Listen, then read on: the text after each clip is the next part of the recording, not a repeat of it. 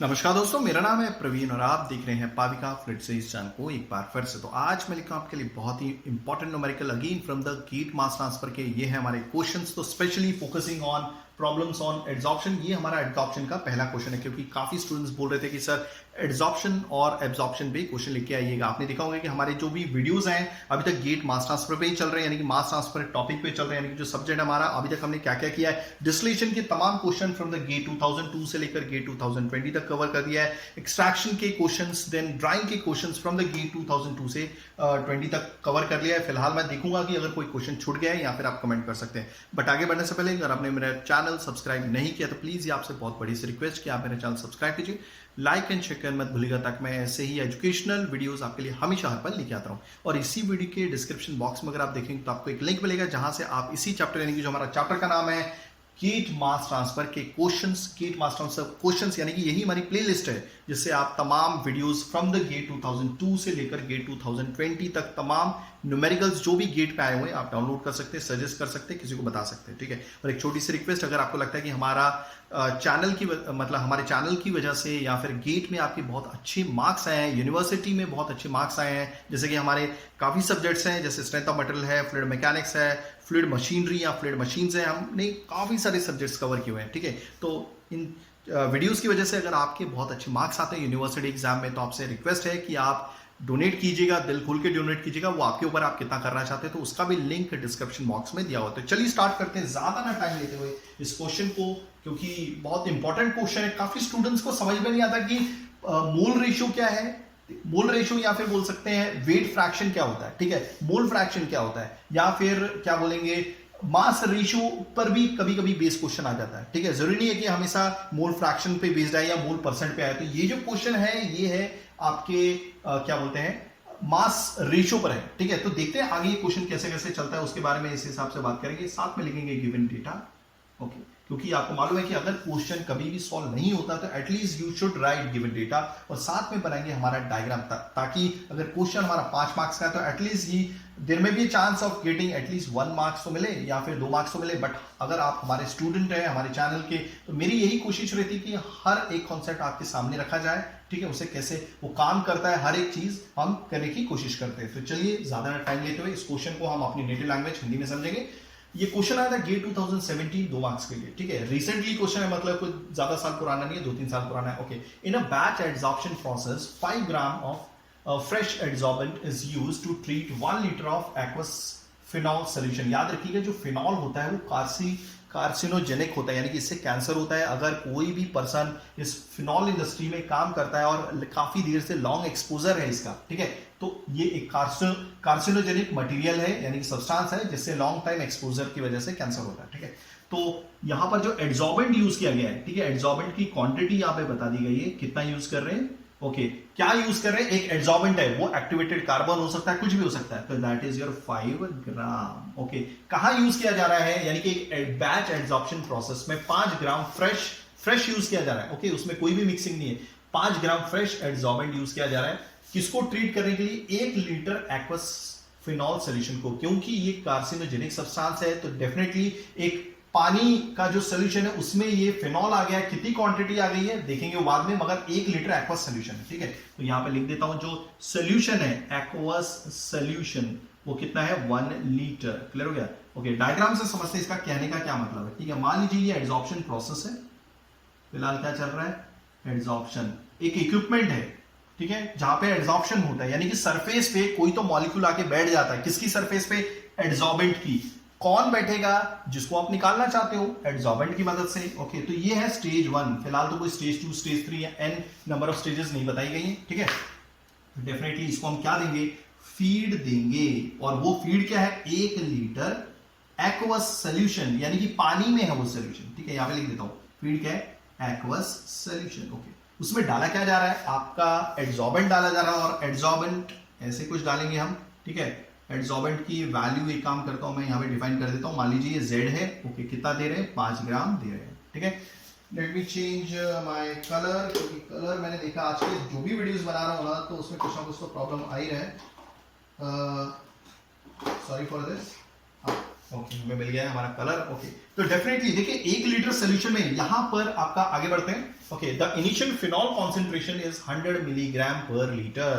तो इस फीड में जो फिनॉल की कॉन्सेंट्रेशन है, फिनॉल की जो कॉन्सेंट्रेशन है 100 मिलीग्राम है, वो भी पर लीटर, यानी कि 100 मिलीग्राम इस एक्वस सोल्यूशन में है। और एक्वस सोल्यूशन कितना है?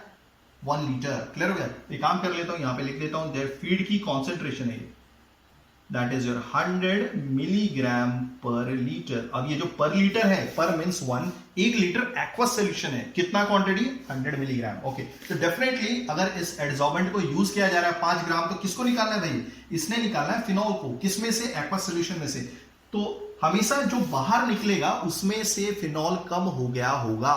ठीक है, तो ये क्या निकल रहा है यहां पर? ठीक है, वो बातें बाद में बात करेंगे। यहां पर भी एक्वस सोल्यूशन ही निकलेगा।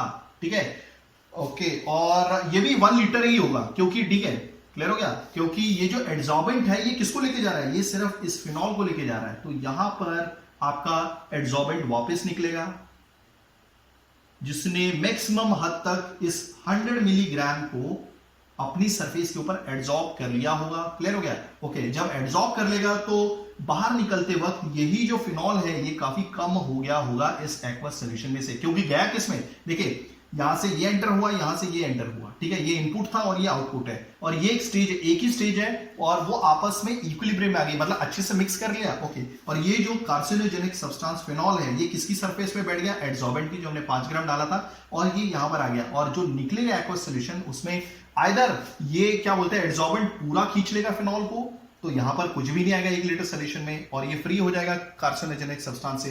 या फिर अगर कुछ ही अमाउंट में इसकी सरफेस पे आया होगा तो थोड़ा बहुत यहां पर आएगा बच के।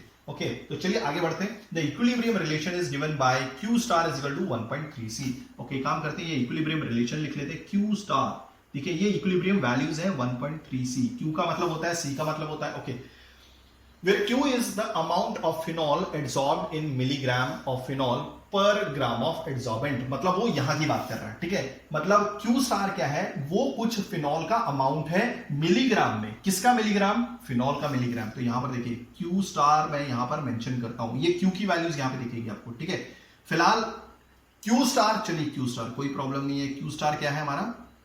दैट इज यानी कि इतना ग्राम क्या है हमारा? इतना ग्राम हमारा फिनॉल है। अभी देखिए अमाउंट जो फिनॉल की वो मिलीग्राम में, तो काम करता हूं यहां पे मिलीग्राम लिखता हूं, मिलीग्राम ऑफ फिनॉल। ठीक है, ओके, पर ग्राम ऑफ एडसॉर्बेंट, यानी कि पर ग्राम, पर मींस 1, तो पर ग्राम ऑफ एडसॉर्बेंट हो गया। ये लिखना बहुत जरूरी है, जिसको ये समझ गया, ये देखिए ये परसेंटेज नहीं है, ये मास रेशियो है, जिसमें हम रिलेशन निकाल रहे हैं एडसॉर्बेंट और फिनॉल से रिलेटेड एक रेशियो निकाल रहे हैं। मतलब 1 ग्राम एडसॉर्बेंट में कुछ ग्राम फिनॉल एडसॉर्ब हो गया है। बट आपको बताया कि एडसॉर्बेंट क्या था? वो तो फ्रेश था। तो कहने का मतलब इनिशियली इस Q स्टार की जो वैल्यू होगी वो 0 ही होने वाली है, क्योंकि भाई एडसॉर्बेंट फ्रेश है ना। 1 ग्राम एडसॉर्बेंट में कोई भी मिलीग्राम फिनॉल अपनी सरफेस पे चिपका हुआ नहीं है, क्योंकि हम फ्रेश यूज कर रहे हैं। ओके, वही चीज यहां पर भी वही लिखेंगे। ओके, तो यहां पर भी वही Q स्टार आएगा। क्लियर हो गया? एक काम करते हैं, इसको Q स्टार नहीं बोलते, ठीक है, क्योंकि Q स्टार इक्विलिब्रियम वैल्यू है, तो इसको रहने दीजिए Q, यहां पर बोलेंगे Q स्टार, कोई प्रॉब्लम नहीं है। या फिर मैंने अगर कोई वैल्यू अलग लिखी हुई है तो मैं एक बार वेट फॉर अ सेकंड, मैं एक बार देख लेता हूं मैंने कोई वैल्यू अगर अलग से असाइन की हुई, क्योंकि न्यूमेरिकल है, तो मैं देख लेता हूं यहां पर मैंने क्या असाइन किया हुआ है। मैंने इसको Q क्या किया हुआ है? Q0 किया हुआ है, कोई प्रॉब्लम नहीं है। ठीक है, Q0 किया हुआ है। Q की वैल्यू यही मतलब है, यानी कि 1 ग्राम एडसॉर्बेंट में इतना मिलीग्राम फिनॉल है। अब क्योंकि ये फ्रेश एडसॉर्बेंट ऐड कर रहा है, मतलब ऐड हो रहा है इस एडसॉर्प्शन इक्विपमेंट में, तो इसको मैंने Q0 लिख दिया है। अब ये है हमारी एक ही सिंगल स्टेज है, इसलिए निकलने वाला Q1 कर देता हूं, कोई प्रॉब्लम नहीं होना चाहिए आई थिंक। ठीक है, तो इसकी यूनिट भी यही रहने वाली है, milligram of phenol, okay, upon gram of adsorbent. Clear हो गया? पूरा नहीं लिखता हूं, डॉट लिख दिया। ठीक है, ये क्लियर हो गया? ओके, अब यहां पर जो है आगे बढ़ते हैं, ये तो हो गया। ठीक है, यहां तक okay. And C is the concentration of phenol in milligram per litre in the aqueous solution. तो यहां पर मैं कर लेता हूं, देखिए ये एंटर हो रहा है इसलिए C0 कर लेता हूं। ओके, ये क्या है हमारा? ओके, ये C0 क्या है? आपकी एक रेशियो है, ये रेशियो है, मास रेशियो है। ठीक है, तो मास रेशियो क्या है? फिलहाल यहां पे ऊपर मास है, नीचे वॉल्यूम है, तो ये मास रेशियो ना होके मास अपॉन वॉल्यूम का रेशियो है। ठीक है, ये क्या है? Concentration of phenol. तो काम कर देता हूं, कॉन्सेंट्रेशन किसमें, मिलीग्राम में, तो milligram of phenol upon 1 litre of aqueous solution, litre of aqueous solution. हो गया। तो ये C0 है, तो दैट मींस ये स्टेज 1 से बाहर निकल रहा है, तो ये C1 हो जाएगा। तो यहां पर भी सेम ही आएगा, मिलीग्राम ऑफ फिनॉल। ये चीजें अगर आपको ये चीज समझ में आ जाती है, क्वेश्चन बहुत इजी है, देखने में बहुत हार्ड लगता होगा काफी स्टूडेंट्स को, ठीक है, क्योंकि मैंने काफी बुकों में देखा है कुछ अजीब तरीके से वो सॉल्व करते हैं। 1 लीटर ऑफ, ओके ये काम करता हूं, ये लीटर वाला मिटा देता हूं, एक्वस सोल्यूशन यहां से निकल रहा है, ठीक है, लीटर ऑफ एक्वस सोल्यूशन। हो गया ये क्लियर? ओके, तो अब आगे और क्या दिया हुआ है? Okay, when the equilibrium is attend, कहने का मतलब है देखिए यहां से हमने फीड डाली जिसके अंदर फिनॉल था, यहां से हमने एड्सॉर्बेंट डाला और एड्सॉर्बेंट आपका फ्रेश था, अच्छे से मिक्स किया, ठीक है, सेटलिंग के लिए डाल दिया। ओके, अब क्या है कि ये जो एड्सॉर्बेंट है एक पर्टिकुलर टेम्परेचर पे जितना फिनॉल एब्जॉर्ब कर सकता था कर लिया, और वो एकदम हाई वैल्यू पे पहुंच गया, यानी कि रिच हो गया। समझ में आ रहा है? जितना एड्सॉर्बेंट, मतलब देखिए इसकी जितनी भी क्वांटिटी अपनी क्वांटिटी के हिसाब से और एक पर्टिकुलर टेम्परेचर के हिसाब से इसने जितना फिनॉल एब्जॉर्ब करना था अपनी सरफेस पे उतना कर लिया है, ठीक है। अब उससे ज्यादा नहीं कर सकता, तो दैट मींस वो इक्विलिब्रियम कंडीशन में पहुंच गया है, उसने जितना अपनी एफिशिएंसी को मतलब अचीव करना था कर चुका है। तो जो वैल्यूज आई होंगी उस टाइम पे हम इक्विलिब्रियम वैल्यूज बोलते हैं, और वो यहां से बाहर निकलती है, एक यहां से और एक ये नीचे, ठीक है, उसको बोलेंगे Q1। तो इसी वजह से मैंने इसको स्टार नहीं दिया हुआ है, क्योंकि ये जो Q स्टार है ना, यहाँ पे रिलेशन देख रहे हैं, ये एक इक्विलिब्रियम रिलेशनशिप है, ठीक है, तो इसको मैंने Q1 स्टार दे दिया, 1 इसलिए क्योंकि स्टेज 1 से बाहर निकल रहा है। ओके, और ये वाला भी देखिए बाहर जो निकलेंगे वो आपस में इक्विलिब्रियम होंगे, यानी कि C1 और Q1 स्टार आपस में इक्विलिब्रियम में। क्लियर हो गया? ओके, और कुछ तो नहीं दिया हुआ है। ओके, तो हमें क्या पूछा है? When equilibrium is attend between the adsorbent and solution, the concentration of phenol in the solution in milligram per liter, यानी कि पूछा हुआ है कि इस 1 लीटर एक्वस सोल्यूशन में कितनी कॉन्सेंट्रेशन रह जाएगी। तो दैट मींस पूरा का पूरा फिनॉल इस एड्सॉर्बेंट ने एड्सॉर्ब नहीं किया अपनी सरफेस पे, यानी कि C1 की हमें वैल्यू निकालनी, पता लगाना है कि 1 लीटर सोल्यूशन में कितना मिलीग्राम फिनॉल आया होगा, ठीक है। इस क्वेश्चन को मिटा देते हैं, लगभग हमने सारी चीजें लिख ली है, थोड़ी सी स्पेस रह जाएगी हमारे पास। ओके, अब ये क्वेश्चन बहुत ईजी है, ठीक है। चलिए देखिए, इसमें मुझे मालूम है कि मैंने काफी टाइम लिया आपको समझाने के लिए, बट इसमें एक एक चीज बहुत इंपॉर्टेंट है, क्योंकि ये समझ में नहीं आएगा तो फिर क्वेश्चन करने का कोई मीनिंग नहीं, ठीक है। सबसे पहले हम क्या करेंगे? मटेरियल बैलेंस करेंगे। ओके, एक चीज मैं यहाँ पे बता देना चाहता हूँ, एक चीज रहेगी हमारी। ओके, मिलीग्राम ऑफ फिनॉल कितना था इनिशियली? 100 था, ठीक है, इसकी वैल्यू तो डिफाइन कर लेना C0 की। ओके, 100 मिलीग्राम, ठीक है। ओके, नीचे क्या है? मिलीग्राम ऑफ फिनॉल 100 लिख लिया, दिया हुआ है। Okay, litre of aqueous solution कितना है भाई? डिवाइड करना है, तो 1 ही लीटर था तो इसलिए डिवाइड किया 1 लीटर से, तो आंसर कितना है भाई? ये तो आएगा 100, इनिशियली 100 आएगा, यानी कि ये C0 की वैल्यू है। क्लियर हो गया? और तो कहीं पर वैल्यूज देने का तो कोई मीनिंग नहीं है। दूसरी चीज याद रखिएगा, एड्सॉर्बेंट सिर्फ आपके फिनॉल को निकाल रहा है, ना कि पानी को। तो जो 1 लीटर सोल्यूशन यहां पर एक्वस है वही 1 लीटर यहां पर भी रहेगा। समझ गया? ओके, दूसरी चीज, चलिए तो मटेरियल बैलेंस करते हैं। मटेरियल बैलेंस ऑफ किसका करते हैं? फिनॉल का। अब देखिए फिनॉल का मटेरियल बैलेंस कैसे करते हैं, पहले मैं बता दें तो लिख देता हूं। Okay, this is C0 into 1, okay, plus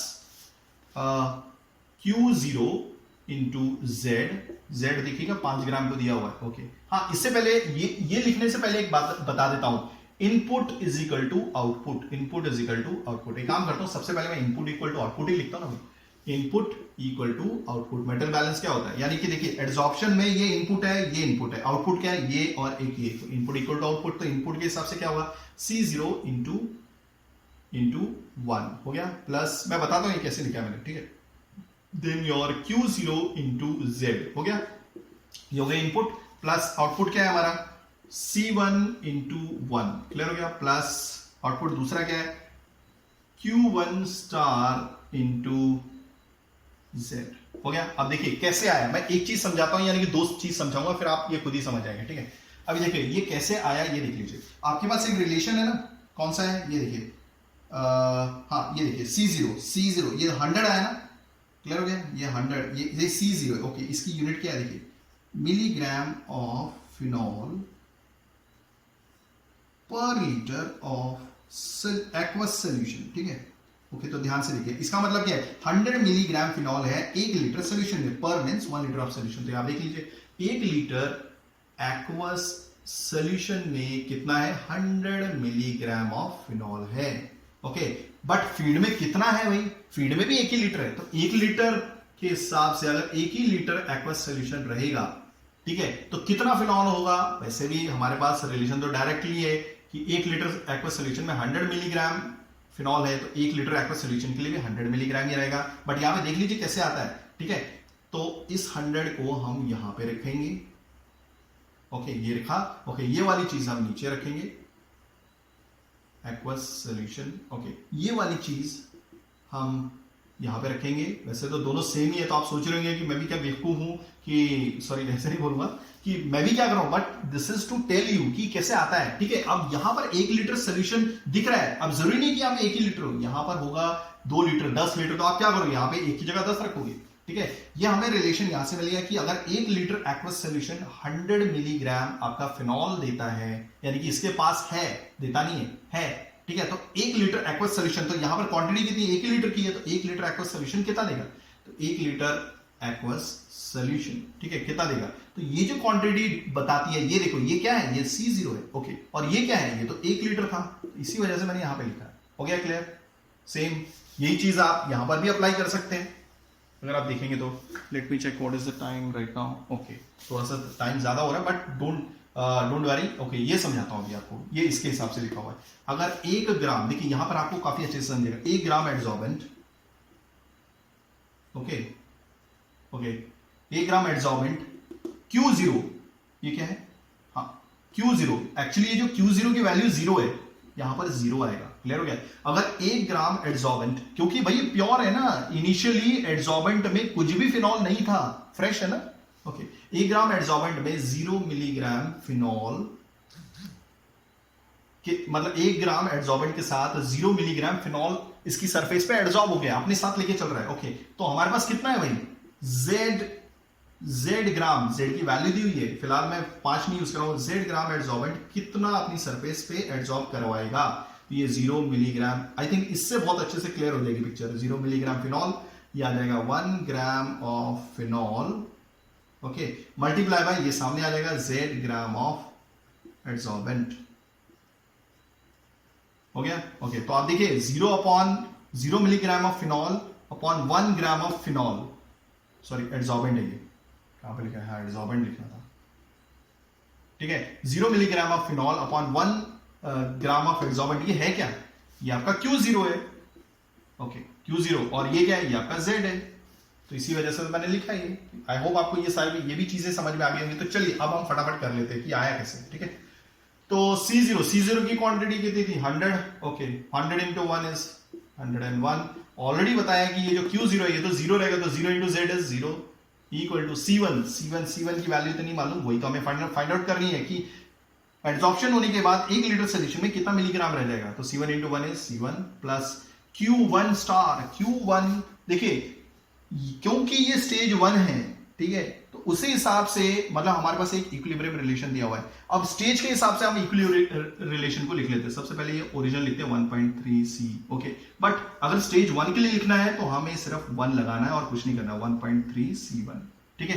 तो सिंपली Q1 को मैं किससे रिप्लेस करूंगा, इससे रिप्लेस करूंगा 1.3 C1, ओके ये लिख दिया। और Z की वैल्यू कितनी है, Z की वैल्यू 5 ग्राम दी हुई है, देखिए यहाँ पे लिखा हुआ है, ओके। सो सिंपली अगर आप देखेंगे this is 100 into 1 is 100 plus 0, okay कोई प्रॉब्लम नहीं है। इन दोनों को ऐड करो, कितना हो जाएगा, अगर आप दोनों को ऐड करोगे और C1 की वैल्यू निकालोगे, मैंने देखा एक काम करता हूं, मैंने निकाली, हाँ दोनों को ऐड करोगे तो this is coming out to be 7.5 C1, okay.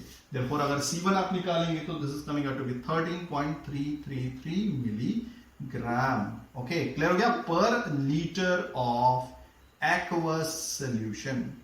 I hope आपको चीजें समझ में आ गई होंगी। अगर आप ऐसी एजुकेशनल वीडियोस चाहते हैं तो please do right a comment, मैं पूरी कोशिश करूंगा टाइमिंगली वीडियोस लेके आने की। थैंक्स फॉर वॉचिंग, धन्यवाद, थैंक यू।